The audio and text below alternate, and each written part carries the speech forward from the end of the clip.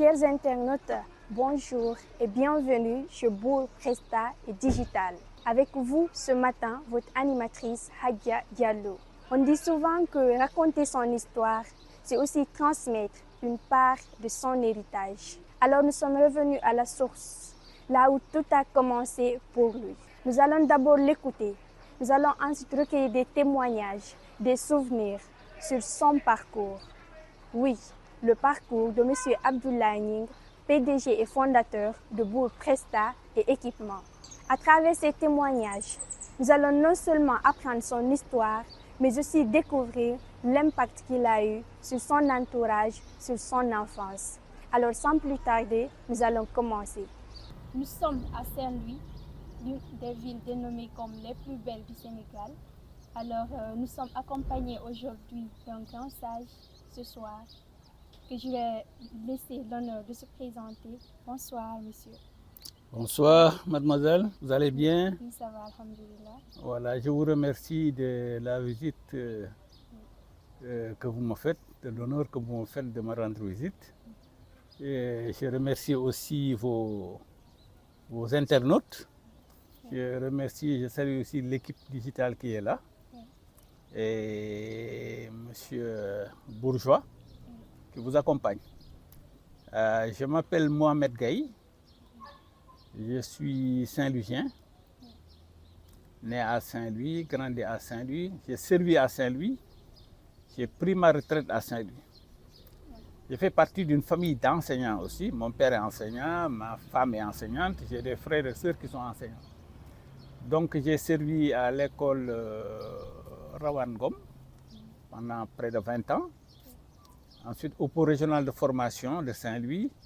Et j'ai fini ma carrière à l'école de formation des instituteurs de Saint-Louis. Donc voilà brièvement retracé ma carrière professionnelle. Bon, maintenant, depuis la retraite, je n'ai pas encore baissé les bras parce que je dirige une école privée, pour privé Amadou Gaye, donc qui est un lycée de la 6e à la terminale. Voilà donc brièvement retracé donc, mon cursus professionnel. Merci à vous. Merci beaucoup. Comme vous l'avez entendu, c'est un professeur, un grand professeur. C'est ce qui nous a conduit aujourd'hui à venir chez lui. Nous vous remercions encore une fois de plus de nous avoir accueillis et de nous accorder un peu de votre temps. Alors, vous avez eu un élève qui est dénommé M. Abdoulaye Ning, qui est aujourd'hui le PDG fondateur de Bour Presta et Équipement. Alors, ma première question est la suivante, c'est comment décrivez-vous l'élève qu'il était? Parce qu'on dit que c'est vous qui avez été son professeur à l'école primaire, ici à Saint-Louis. Oui, vous avez raison. Et je suis vraiment à l'aise pour répondre à cette question. Parce que il me souvient beaucoup de choses sur les relations que j'ai eues avec mes élèves. En fait, moi, j'ai toujours considéré les élèves comme mes propres fils. Et ce comportement-là, je l'ai eu même après leur sortie de l'école, quand ils sont allés dans les CM lycées. Et il y avait un suivi que j'exerçais sur eux. Abdoulaye, maintenant, et je dois le dire, son père est un ami. C'est lui qui me l'avait confié. Sa famille d'accueil ici à Diamaguène, aussi, c'est une famille qui est amie à la mienne. Donc, c'est, comme je le dis tout le temps, c'est un parent pratiquement. C'est un fils, c'est un neveu. Alors, je garde de lui le souvenir d'un gosse dont le leadership a très tôt émergé. Vous savez, nous, enseignants, on décèle parmi nos élèves quelquefois des qualités qui, si elles sont suivies, évidemment, peuvent mener l'enfant, l'élève très loin. Et ce n'est pas le seul, mais il y en a d'autres. Mais lui, je retiens de lui qu'il a ce don. C'est un don. Parce que le leadership, il y a des formations qui se font sur le leadership. Moi, j'ai subi une formation sur le leadership.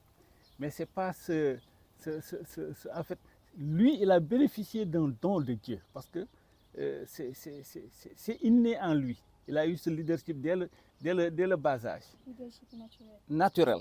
Donc, je disais que il y a des élèves, tu les vois, tu décèles en eux des qualités. Ouais. Maintenant, ces qualités, il faut savoir les suivre. Ce que je retiens d'Abdoulaye, et c'est ça qui nous intéresse aujourd'hui, Oui. c'est que quand il venait dans ma classe, d'abord il était tout petit. Oui.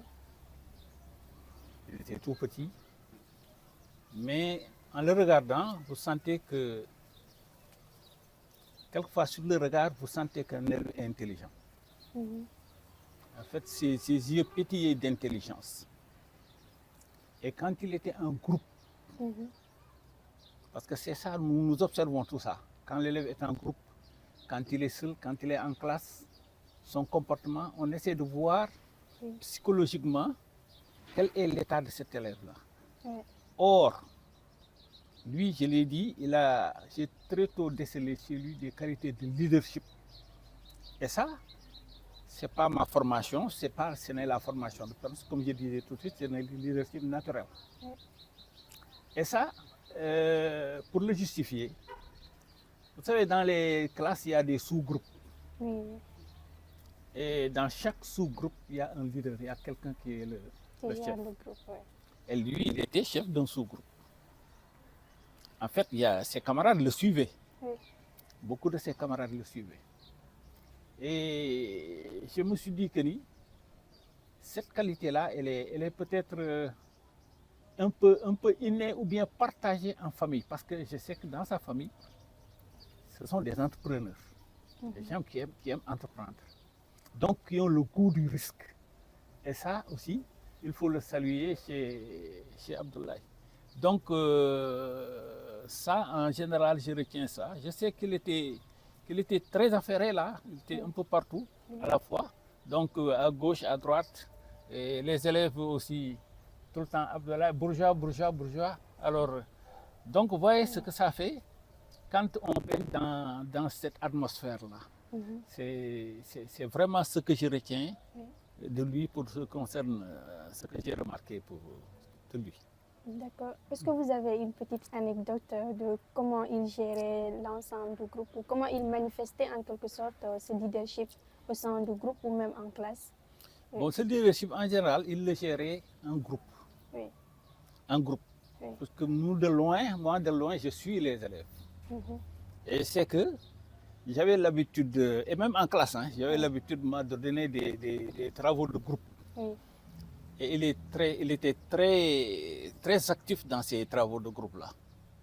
Et si mes souvenirs sont exacts, si je ne me trompe pas, je crois qu'il dirigeait un groupe.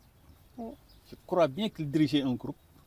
Bon, les souvenirs sont un peu lointains, mais je le revois encore dans la classe s'activer, voilà, aller et venir, parce qu'il s'agissait de donner un travail de groupe et il fallait se déplacer. Le leader devait se déplacer pour voir chaque élève ce qu'il fait, ensuite confronter leurs travaux. Et ça, il le faisait. Dans la cour aussi, il le faisait. Parce que un élève qui sort en récréation et qui est suivi par d'autres élèves, tout de suite vous sentez que cet élève-là, voilà, c'est la locomotive, voilà. Les gens le suivent. Donc ça, c'est des choses que j'ai trouvées en lui. Aussi, à part le leadership, comment est-ce qu'il se comportait? Quelle autre valeur qu'il incarnait aussi? Il incarnait la politesse. La politesse, oui. La politesse. La pondération. Il était très posé. Et aussi, la générosité. Quand je dis générosité, ce n'est pas pour donner de l'argent, mais pour partager son savoir avec les autres élèves. Et ça, je crois que je crois que ces qualités, il les tient de son milieu familial. Okay, merci beaucoup, monsieur. Alors, nous sommes presque au terme de cette interview. Est-ce que vous avez un conseil à donner à tout ce qui nous regarde et surtout à tous ces jeunes enfants peut-être qui verront cette vidéo, qui veulent aussi se lancer dans l'entrepreneuriat ou qui ont l'ambition de réussir leur vie? Ah, ça, c'est peut-être une question extrêmement importante. Puisque je crois que l'avenir de ce pays appartient aux jeunes. Nous sommes un pays à 75%, 80% composé de jeunes. Or, moi, je dis toujours que actuellement, la mode, c'est l'entrepreneuriat. On ne peut plus se baser sur l'État pour avoir du travail. l'État n'est pas là pour donner du travail. Il impulse, il donne des pistes. Maintenant, c'est aux gens d'exploiter ces pistes-là, de s'insérer quelque part pour... Il ne faut rien négliger. Il faut rien... Les gens sont partis de 10 000 francs, 15 000 francs pour arriver à des résultats extraordinaires. Les exemples sont là. Et c'est vrai que l'école est très bonne parce qu'elle forme, ça te permet de lire, de régler tes problèmes. Mais ce n'est pas avec l'école qui va régler le problème de la formation. L'école, telle qu'elle se passe actuellement, ne règle pas ce problème-là. Les jeunes doivent entreprendre, chercher des créneaux, s'y insérer, parce qu'il faut y croire. Il faut y croire. Les exemples sont là. Hein. Lui, c'est un exemple. Il y a d'autres exemples, hein, des gens qui ont choisi leur propre voie. Moi, le conseil que je donne aux jeunes, c'est d'essayer de s'organiser et de trouver des pistes, parce qu'il y en a. Du travail, il y en a. Il faut savoir aller les prendre là où le travail est. Et il faut savoir aller le prendre là-bas. Et croire, avoir la volonté de réussir. Moi, je crois qu'avec ça, moi, je connais pas mal de jeunes hein, qui ont commencé à en prendre et qui réussissent. Vraiment, ça, je souhaite de tout cœur que les jeunes prennent ce conseil sérieusement. Il y a des exemples ici. L'exemple d'Abdoulaye est là, l'exemple d'un autre est là. J'ai un autre élève, Bambaba, tu le connais? Voilà, des élèves qui sont là, qui ont entrepris et qui réussissent. Mais tout le temps, celui qui n'entre pas, il doit se dire, mais pourquoi celui-là, il a réussi et pas moi? Ce n'est pas aussi difficile. En fait, même si c'est difficile, il faut savoir affronter la difficulté. Moi, c'est ça. Moi, si j'étais redevenu jeune, je ne serais pas fonctionnaire. Je vais entreprendre. C'est le conseil que je donne. Voilà. Okay. Merci beaucoup. En parlant justement de l'entrepreneuriat, il y a une question qui m'est venue en tête. Je voulais savoir s'il y a une valeur qu'un jeune aujourd'hui de 20 ans doit incarner et doit garder en quelque sorte toute sa vie. Quelle est cette valeur que vous pourrez lui suggérer d'avoir ou de développer chez lui? Le premier conseil que je donnerais à ces jeunes, c'est d'abord la rigueur. La rigueur et le sérieux. Il n'y a pas autre chose. Quand on est sérieux, quand on a de la rigueur dans le travail, on réussit. C'est-à-dire on ne joue pas avec le travail. Wow. On travaille pour réussir. Donc c'est la réussite qui est au bout de l'effort. Donc il faut accepter de fournir l'effort nécessaire pour réussir. Voilà. D'accord, merci beaucoup. Comme on dit souvent, l'effort fait l'effort. Alors nous sommes au terme de cette interview. Merci beaucoup de nous avoir suivis et on se dit à bientôt.